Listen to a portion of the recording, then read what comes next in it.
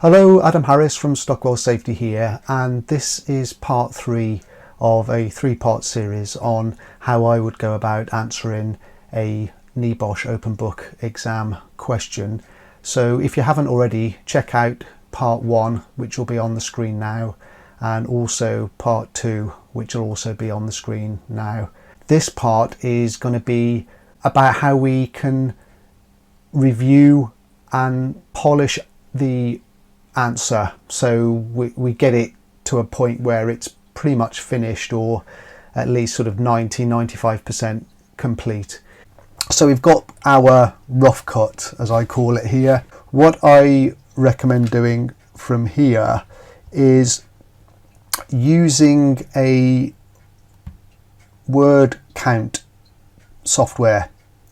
I mean, you can do this in Word, but what I've found is that in Word you have to keep selecting what you want specifically the word count on. There's going to be all sorts of, there's already a lot of words on the NEBOSH paper anyway. One good program is called wordcounter.net. You don't have to pay to use it. Get all of your answers, just select them and then paste them in, because what we're doing in this stage is making sure that we haven't exceeded the word count, because NEBOSH have said that the word count is going to be 3,000 words with a 10% leeway. In effect, what they're saying is that the maximum amount of words that should be in your paper is 3,300, and they've said that the examiner won't read beyond that point, so take them at their word on that. So I'm going to make sure that I'm not going over the word count on any of my answers. So if there's 10 questions, for example, the word count for each question should be kept to around 330. If you go significantly less than that, then you run the risk of literally not having enough content there to be able to get the points that you need. And then obviously if it's too many, you risk your entire last question. If you've already gone over 3,300 words by the time it gets to your last question might not even get read.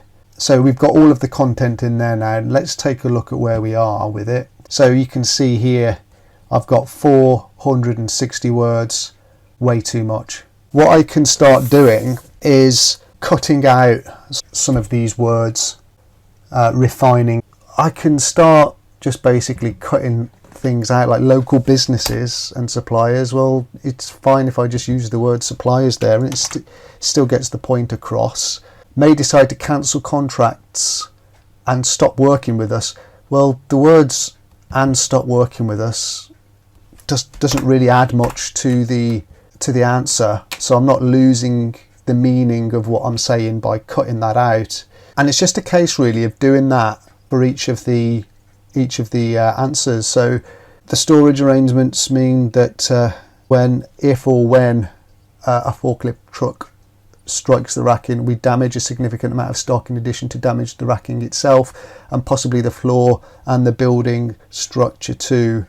Again, the word "the" is not really necessary, so I'll just take that out. Significant amount, I can just say we damage stock. A significant amount of, again, it's not really adding much, so I can take that out. We damage stock in addition to, well, I can take that out. We damage stock and just put a comma. Racking and possibly the floor, well, I can just take racking, flooring and building structure. There you go. I just take out the word "to." So our suppliers, that can come out. Just using the word suppliers will do. Even relatively minor injuries cost the business. Well, again, the word relatively can come out. Even minor injuries cost the business money. Cost the business money, just cost money, don't they? Just get rid of those 2 words is another way that we can pare things down. Every time I'm using forklift trucks, that's 3 words. FLTs, rather than use the word forklift trucks. On site needs a hyphen, so that saves us a word as well. The injured worker will be off work for 6 weeks. During this time, we're going to be paying them sick pay. So again, don't need to use the words during this time. Just put, we're going to be paying them sick pay, and we will also have to pay overtime to replacement workers to make up the lost time. There's some unnecessary words there, and we will also have to pay. I can get rid of that. So I could just put, we're going to be paying them sick pay and overtime to replacement workers to make up the lost time. So we're down to 418 words. Let's keep going, see if we can prune even further. The injured worker is putting in a claim for compensation. If the claim is successful, I can just put if successful, our insurers will increase the cost of our insurance premium renewal. I'll just get rid of the word renewal. I'm sure the examiner will still know what I mean. The staff turnover is high, so again, get rid of the redundant word. The staff turnover is high. Currently, workers are finding, again, let's get rid of the word currently. And this is causing, a comma will do. Workers are finding it difficult to move efficiently around the workplace, causing jobs to take longer than they need to. It doesn't really, just causing jobs to take longer. The enforcement inspector, has issued an improvement notice. If we don't make the necessary improvements, they would probably prosecute. Actually, thinking about this, let's just get rid of that whole sentence because it's unnecessary, and just put, if we don't make the necessary improvements detailed in the notice, we could be prosecuted. For a company of our size, the fine could be as high as 10 million. In addition to a fine, there would be significant costs associated with dealing with the legal process. In addition to a fine is redundant. At that point, I'm down to 396 words. That is still too many. I don't think I'm going to be able to get it to under 330 words by just cutting out the odd word or few here and there. What I'm going to have to do here is deciding which points are redundant, well, not redundant, but which point I'm going to have to be selective here and more concise about the points that I'm making. Now there's only 10 points available, so I don't need to be making 14 points. There's obviously too much content there, so I need to be quite ruthless here in how I'm going to prune this back. So we've got something here. In addition to the cost of the damaged goods, we incur costs due to the time involved in cleaning up the area and carrying out remedial repairs. So, but what I want to do as well on that point is actually combine a few things. So I want to say reducing the number of collisions, save the company significant losses on product damage and spillages. And then what I've got here in brackets is maybe even enough to offset the cost of my proposals. Let's take that out. Reducing the number of collisions will save the company significant losses on product damage and spillages, comma, remedial repairs to racking, flooring, building, structure, possibly enough to offset the costs of my proposal. So now that I've put that there, I can get rid of that point completely because I've kind of included it now in that point. And I can also get rid of that one. So I was kind of making three points when one would have done. So we're down to 354 words. So we're starting to get somewhere now. We're starting to get there. What else are we going to take out? Where I think we could maybe take out another point. there may be a training cost from needing to train up the replacement workers. So I can just take out a few words there and just put plus. So the injured worker will be off work for 6 weeks. We're going to be paying them sick pay and overtime to replacement workers. I'll put a comma in there. We're going to be paying them sick pay, overtime to replacement workers to make up the lost time, plus training costs from needing to train.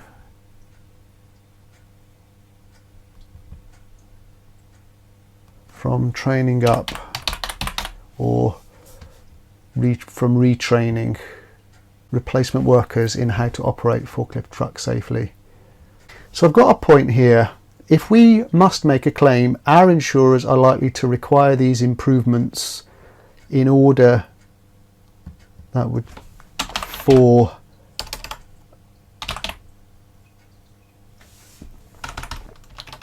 them to continue to cover us, or they could sue us if they believe we have not met our legal requirements. The point I'm making there is the fact that, as a counterpoint really to the attitude of management, is that they said that they didn't have the money for that kind of thing. Well, the counterpoint is that these improvements might need to be made anyway. There might not be any choice in whether we make them or not. Suppliers may decide to.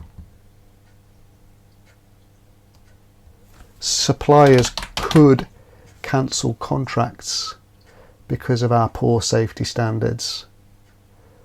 This would force us to, instead, forcing us to find new suppliers from further afield. This would involve, or simply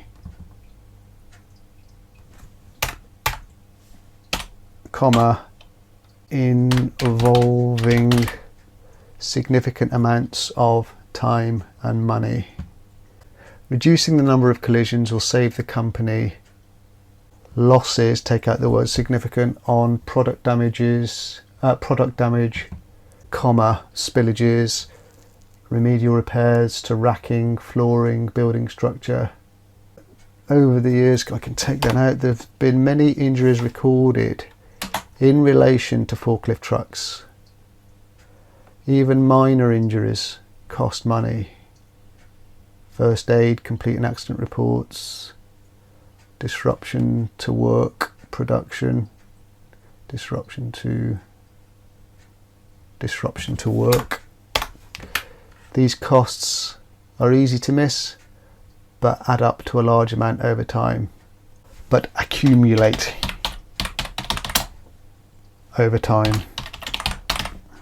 Okay, so we're down to 329 words. We've got 11 points, which I'm happy about that, because I always think it's worth, if a question asks you for 10 points, there's always the chance some of your answers aren't going to score points. So if you can give additional points, or 1 or 2 additional points, then it means that if one of your points doesn't score, then at least you've got a backup. Ideally, I'd like more points. I'd like to put like maybe 12 points down, so I've got a couple of opportunities there, a couple of backup points potentially. But as you can see, stripped this answer down as much as I think I reasonably can. I don't want to start putting any additional words in now, because if I have to strip out anything else, the sentences are going to start to not make sense, because I've stripped out too many words. So I'll stick with my 11 points. I want to make sure that my answers are demonstrating breadth, not just depth. So I haven't concentrated too much on fines, and haven't concentrated too much on compensation, but I've peppered the answer with a breadth of financial arguments without taking too narrow a perspective. So we've got business reputation, the compensation angle. The next point deals with product damage, spillages, remedial repairs. The next point deals with minor injuries, first aid, accident reports, unnecessary business costs, overtime pay, sick pay, retraining. The next point is the worker putting in the claim for compensation. The next point is the fact that the insurers are going to likely require the improvements to be made anyway, and the fact sue if the company has not met its legal requirements. Staff turnover being high, the fact that it's more economical to retain workers than to recruit new ones, the fact that workers are finding it difficult to move efficiently around the workplace, taking longer to complete jobs, the fine that could be as high as 10 million based on the size of the company, and dealing with the legal process as the final point.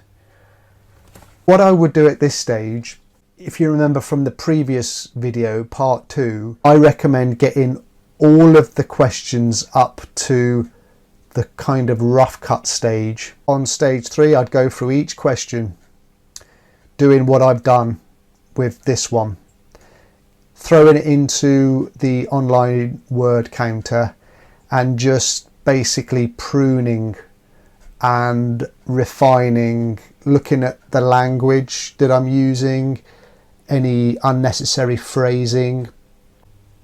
At this point, what you do, select everything, go back to the Word document, paste my answer in. So that is effectively my completed answer. And then obviously move on to to question 2, which you would have the rough cut of, do exactly the same thing, copy and paste it, prune it down so it's under 330 words. Then copy it from the word counter into the NEBOSH answer paper. All of that now that's in the answer box, those are my words. There's nothing that's been copied and pasted from anywhere. Because of the work I did in stage 1, I know that everything that I'm talking about in the answer is relevant to the scenario, because that's how I started to build the framework around this exam question, is actually by bringing bits out of the question and sort of pasting it in there. So I'm fairly happy that it's relevant. I've made my point. I've got 11 points or arguments that I want to make.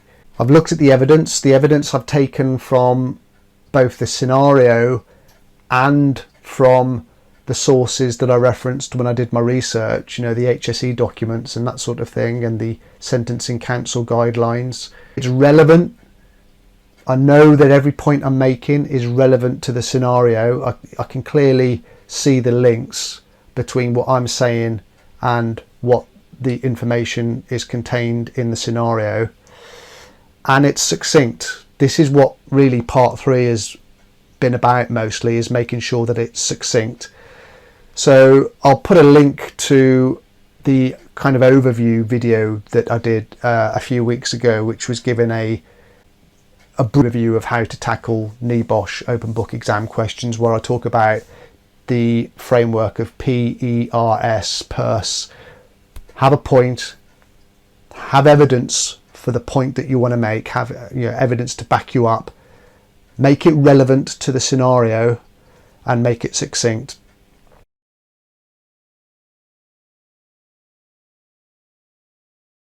Just talking about timing again, this is how I would do it. Obviously it might be different for you, but this is how I would work it, is I'd make sure that at 9 o'clock, that's when you've got access to your materials. I'd try and get at least half the questions done by lunchtime. I have my lunch sort of 12, somewhere between 12, 12:30, 1 o'clock, whatever. Then, and by that I mean the questions are answered in rough. So this takes it to the end of stage 2 that is discussed in the previous video. So I'd have half of the paper done up to that stage. So not refined, just rough. After lunch, I'd do the other half of the questions rough cut, get it to the rough cut stage. That would to sort of mid-afternoon, late afternoon. Then I'd have a break, and then either late afternoon or early evening that's when I would be doing stage 3, refining and polishing each of my answers in either late afternoon or early evening. It might take 15 minutes per question, it might take half an hour per question, but I'd get that done so I've got a completed paper that's below the word count, somewhere between 3,000 and 3,300 words. Then I'd finish for the day, relax, go to bed. Then though, I'd get up early, talking 5-6 o'clock here, because you don't have to actually submit your paper until 9 a.m. and you want to make sure that you've any technical glitches or whatever, internet connection issues. But I'd use the time in the morning to go through everything again, looking through each question, trying to refine it further. So use your time wisely, use it effectively, have plenty of breaks as well throughout the day. After a couple of hours, make sure you're getting up and you're having a cup of tea, or at least 10 minutes away or whatever, just to get your brain into gear, else you're going to start flagging. Everybody does. So make sure there's plenty of breaks. And that's it. I mean, I'd be fairly comfortable submitting that as an answer.